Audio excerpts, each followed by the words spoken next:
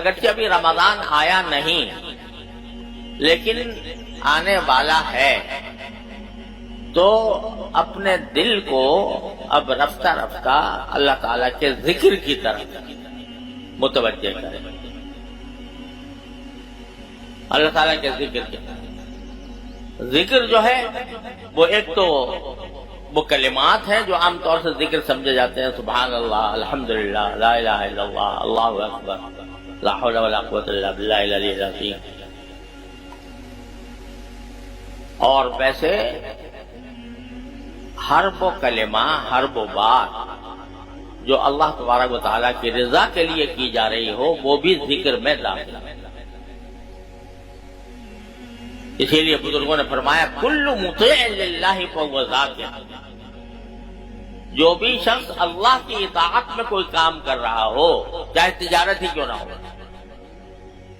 لیکن اس لیے سے کر رہا ہے کہ اللہ تبارک و تعالیٰ کی اطاعت کے ساتھ کروں گا، کسی کو دھوکہ نہیں دوں گا، کسی کے ساتھ بدمعاملگی نہیں کروں گا، خوش اخلاقی کا اختیار کروں گا، اللہ کو راضی کرنے کے لیے۔ تو اب جو تجارت کر رہا ہے بندہ وہ بھی ذاکر ہے، کل مطیع للہ فہو ذاکر۔ تو اب اپنے آپ کو ذکر کی طرف زیادہ سے زیادہ متوجہ کرنے کی کوشش کریں۔ رسول کریم صلی اللہ علیہ وسلم سے ایک روایت یہ مروی ہے کہ ایک مرتبہ آپ نے صحابہ کرام رضی اللہ تعالیٰ عنہم اجمعین سے فرمایا کہ جب تم مسجد آتے ہو اور نماز کے انتظار میں بیٹھتے ہو تو تم جنت کی کیاری میں کیوں نہیں سیر کرتے؟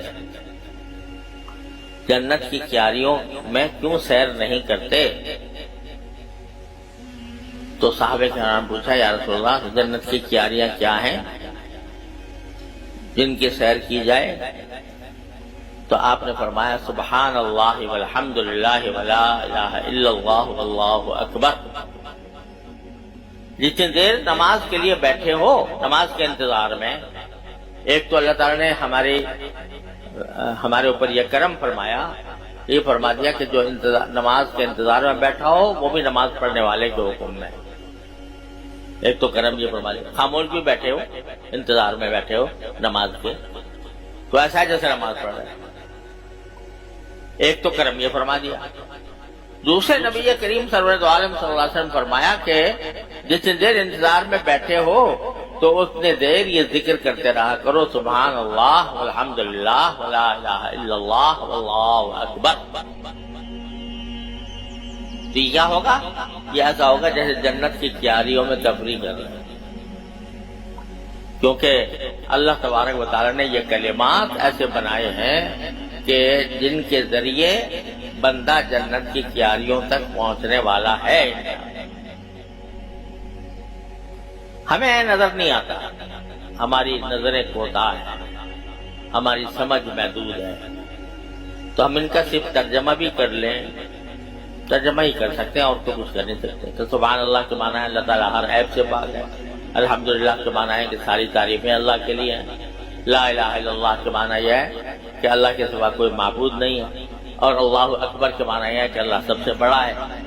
بس ترجمہ ہی کر سکتے ہیں، اس سے آگے ان میں کیا انوار اور کیا اسرار اور کیا معارف اس میں پوشیدہ ہیں آج ہمارے سامنے نہیں ہے۔ جب جنت میں پہنچو گے تو اس وقت پتہ چلے گا یا اللہ سبحان اللہ کا کلمہ کیا تھا۔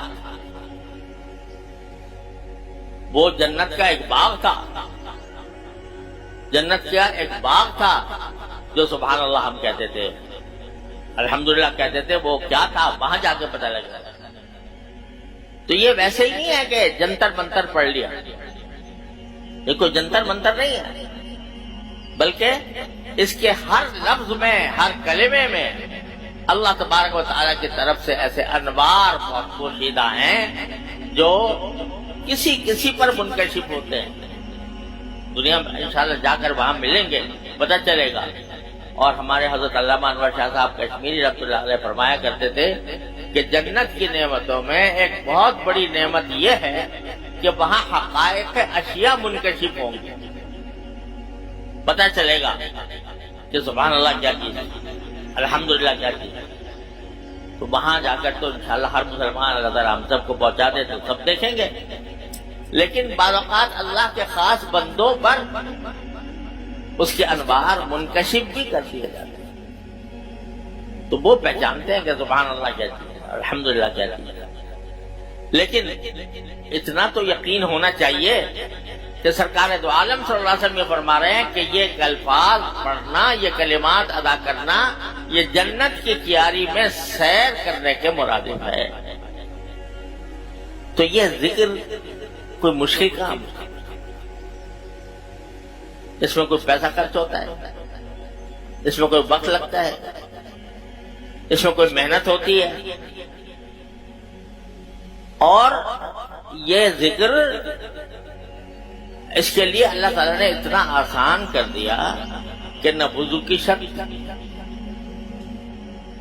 نہ جنابت سے پاک ہونے کی شرط، نہ حیض سے پاک ہونے کی شرط، نہ قبلہ روح ہونے کی شرط، نہ بیٹھنے کی شرط، بلکہ جس حالت میں ہو کر سکتے ہو. اللہ میں نے حاضر دے قیام وقعود وعلی جنوبہم الذین یذکرون اللہ قیاما وقعودا وعلی جنوبہم. یہ وہ ہیں جو اللہ کا ذکر کرتے ہیں کھڑے بھی، بیٹھے بھی، لیٹے بھی.